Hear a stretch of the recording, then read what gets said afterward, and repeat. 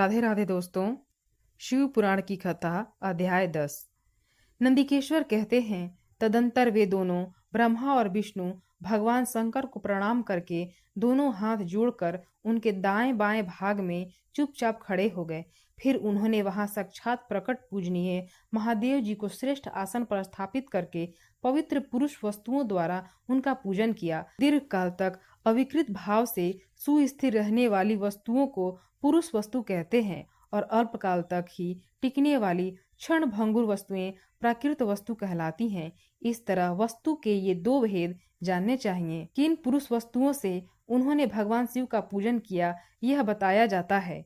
हार, नुपुर, केयूर, किरीट, मणिमय कुंडल, यज्ञोपवीत, उत्तरीय वस्त्र, पुष्पमाला, रेशमी वस्त्र, हार, मुद्रिका, पुष्प, तांबुल, कपूर, चंदन एवं अगरुका अनुलेप, धूप दीप, श्वेत छत्र, व्यंजन, ध्वजा, चनवर तथा अन्यान्य दिव्य उपहारों द्वारा का वैभव वाणी और मन की पहुंच से परे था, जो केवल पशुपति के ही योग्य थे और जिन्हें पशु कदापि नहीं पा सकते थे। उन दोनों ने अपने स्वामी महेश्वर का पूजन किया। सबसे पहले वहां ब्रह्मा और विष्णु ने भगवान शंकर की पूजा की। इससे प्रसन्न हो भक्ति पूर्वक भगवान शिव ने वहां नम्र भाव से खड़े हुए उन दोनों देवताओं से मुस्कुराकर कहा।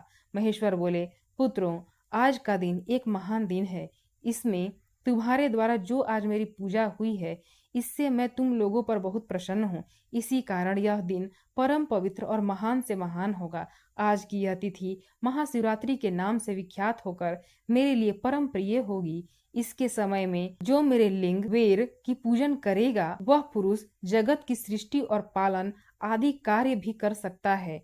जो महाशिवरात्रि को दिन रात निराहार और जितेंद्रिय रहकर अपनी शक्ति के अनुसार निश्चल भाव से मेरी यथोचित पूजा करेगा, उसको मिलने वाला फल का वर्णन सुनो। 1 वर्ष तक निरंतर मेरी पूजा करने पर जो फल मिलता है, वह सारा केवल महाशिवरात्रि को मेरा पूजन करने से मनुष्य तत्काल प्राप्त कर लेता है।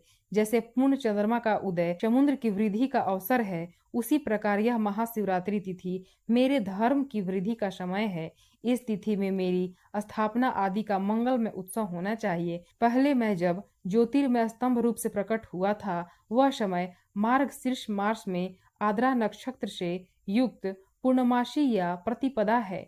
जो पुरुष मार्गशीर्ष मास में आद्रा नक्षत्र होने पर पार्वती सहित मेरा दर्शन करता है कि अथवा मेरी मूर्ति या लिंग की ही झांकी करता है, वह मेरे लिए कार्तिकेय से भी अधिक प्रिय है। उस शुभ दिन को मेरे दर्शन मात्र से पूरा फल प्राप्त होता है। यदि दर्शन के साथ साथ मेरा पूजन भी किया जाए तो इतना अधिक फल प्राप्त होता है कि उसका वाणी द्वारा वर्णन नहीं हो सकता। वहां पर मैं लिंग रूप से प्रकट होकर बहुत बड़ा हो गया था, अतः उस लिंग के कारण यह भूतल लिंग स्थान के नाम से प्रसिद्ध हुआ। जगत के लोग इसका दर्शन और पूजन कर सके, इसके लिए यह अनादि और अनंत ज्योति स्तंभ अथवा ज्योतिर्मय लिंग अत्यंत छोटा हो जाएगा।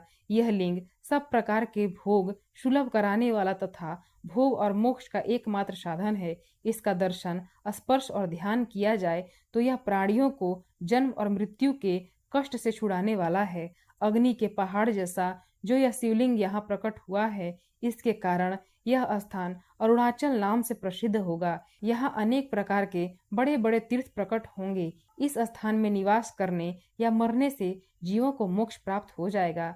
मेरे 2 रूप हैं, शकल और निष्कल। दूसरे किसी के ऐसे रूप नहीं हैं।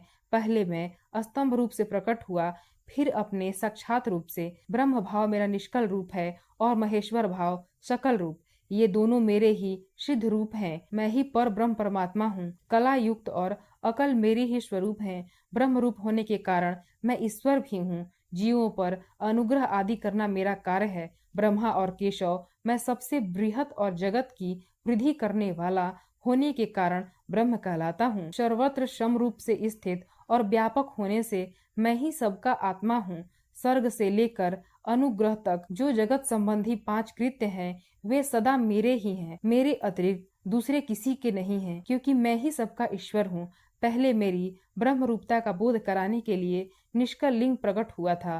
फिर अज्ञात ईश्वर तत्व का साक्षात्कार कराने के निमित्त मैं साक्षात जगदीश्वर ही शकल रूप में तत्काल प्रकट हो गया। अतः मुझमें जो इष्ट तत्व है उसे ही मेरा शकल रूप जानना चाहिए, तथा जो यह मेरा निष्कल स्तंभ है वह मेरे ब्रह्म स्वरूप का बोध करने वाला है। यह मेरा ही लिंग है। तुम दोनों प्रतिदिन वहां रहकर इसका पूजन करो। यह मेरा ही स्वरूप है और मेरे सामीप्य की प्राप्ति कराने वाला है। लिंग और लिंगी में नित्य अभेद होने के कारण मेरे इस लिंग का महान पुरुषों को भी पूजन करना चाहिए। मेरे एक लिंग की स्थापना करने का यह फल बताया गया है कि उपासक को मेरी समानता की प्राप्ति हो जाती है। यदि एक के बाद एक दूसरे शिवलिंग की भी स्थापना कर दी गई, तब तो उपासक को फल रूप से मेरे साथ एकत्व रूप फल प्राप्त होता है। प्रधानतया शिवलिंग की ही स्थापना करनी चाहिए। मूर्ति की स्थापना उसकी अपेक्षा गौण कर्म है। शिवलिंग के अभाव में सब ओर से सवेर होने पर भी वह स्थान क्षेत्र नहीं कहलाता।